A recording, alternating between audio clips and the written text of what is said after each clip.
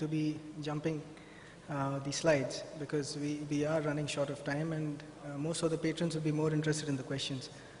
This is regarding the e-governance initiative in the Food and Civil Supplies Department in the Government of Kerala. As we all know, the Civil Supplies Department is one department which practically, with the mandate of universal PDS, touches every citizen in the state of Kerala.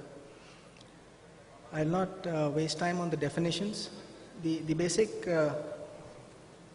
attempt is to use e-governance as a tool to ensure citizen-centric services in the best manner possible. Now, the Civil Supplies Department is huge. It is huge in the sense we have 14,300 ration shops, 333 wholesale dealers, 268 kerosene dealers, multiple stakeholders. Each citizen who is a ration card holder is actually a stakeholder. So reaching out to all of them, the ICT application has to be very, very technically sound, and it has to be foolproof. Now this again is a continuation of the PDS network. The number of ration cards is 82.62 lakh, and that translates to one ration card per household and an approximation of 5 members per household as individual records. So you have a database which extends with around 3.3 crore individual records. These are some of the categories and the entitlements. I will not press with these. The basic schematic flow is shown here from the red square, red triangle, that is the food and civil supplies allotment from Government of India, flows through the Food Corporation of India, routed through the wholesale, retail, and then reaching the card holder. The essence is proper quality of food grain, timely delivery, effective grievance redress, and correct quantity and rate. Now the basic challenge is this. Our PDS rate of rice is 2 rupees a kilogram, while the market rate is 36 rupees per kilogram. If there's diversion or leakage, you essentially end up with a profit margin of close to around 1,800%. The mathematics apart, it makes sense if someone is diverting huge quantities. How do you disincentivize this, and how do you design a system that provides a mechanism to ensure there is no diversion and leakage? Now, these basically are the objectives. Government of India has initiated a reform in the public distribution system. It's called the end-to-end computerization. It has 4 basic components. The first is digitization of the beneficiary database, each ration card. The second is then the supply chain management, the entire logistics solution from the Food Corporation of India right down to food grain reaching a ration card. The third is the office automation, the FPS, the fair price shop automation, wherein you are actually putting in an electronic point of sale device at the last mile. And the last, of course, is a comprehensive grievance redressal mechanism. Now, the challenges, as I mentioned, are across these 4 tiers: FCI, the beneficiary level, the ARD, AWDs. I've already touched upon this. Now, this is not decipherable, but it actually shows the red square, which is the transparency portal. We are looking at a web-based application which is intensive. It has the ability for each citizen to access his entitlements on the website, receive SMS alerts for movement of food grain, have a decision support system which provides you not just realistic and real-time feedback on actual offtake of food grain, stock availability, but also shows you with intelligent fleet management the exact positioning of stock in interim movement and last mile transactions which are captured through the electronic point of sale device. Now, all this is backed up on a central server architecture. The status as on date is it's still very much on the design table, because in policy this is one of the more mammoth projects in the government, and in Kerala we have a very effectively functioning public distribution system which is rated as one of the best in the country. Now, bringing in something that is technology aided should make it much more convenient. Just like you're shifting from routine modes of communication to the cell phone, everyone has a cell phone, and the technology that you use is extremely high-end in terms of design, but user-specific, it is very simple.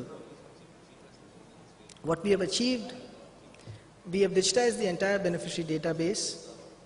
We have an effective ration card management system. Now, Kerala is perhaps the only state where this is a very progressive system. You apply for a ration card today, and under the Right to Service Act, we are bound to deliver your ration card within 24 working hours. This is unheard of in the rest of the part of the country.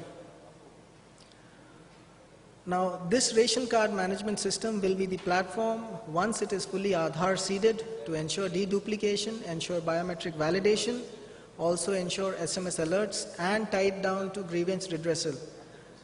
You can step down into any of the ration shops, theoretically speaking, press a red button which says that I have a complaint. That complaint identifies you through your biometric credentials. The call center originates a call, records your complaint, gives it a uniform, unique ID, and then reverts back to you on the feedback in terms of grievance redressal. These are e-enabled services which are already available on the website. Essentially, one can apply for a ration card without stepping into any of the public distribution offices. None of the civil supplies offices. You can apply online, get alerts on your mobile, and thereafter view a generated form which is your final ration card. Of course, to collect it physically, you can have the option of mailing it or collecting it from the issuing Taluk supply officer. Supply chain management, we have SMS alerts which are in place.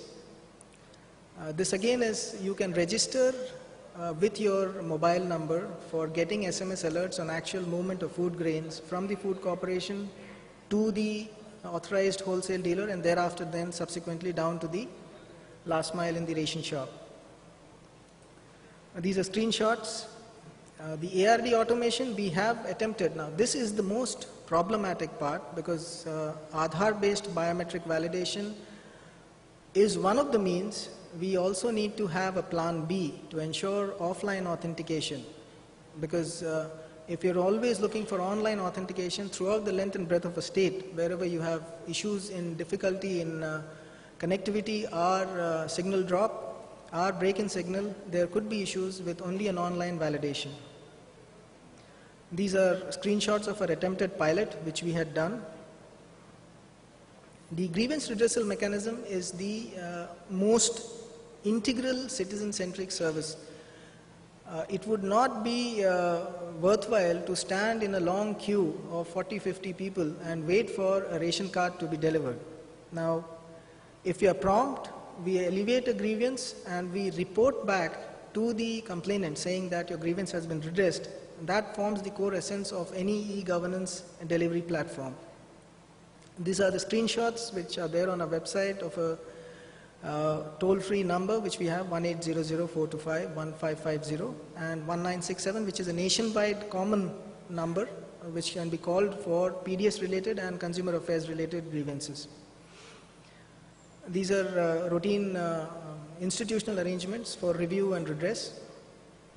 Now, I was just discussing with one of my colleagues, Mr. Abhishek. He mentioned that database integration is one of the biggest challenges we face. Imagine the entire state's population with an Aadhaar seeding, the effort that goes in to generate a database that can cross-communicate with multiple databases, because we, unfortunately, in the government still have the silo culture. Election Commission has its own database, Aadhaar has its own database, the Civil Supplies Department is doing its own database, the Higher Education Department, the Primary Education Department.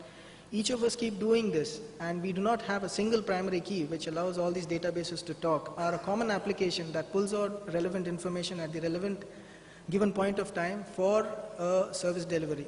That is one of the major challenges which perhaps we are at this incipient stage facing in ensuring e-governance services.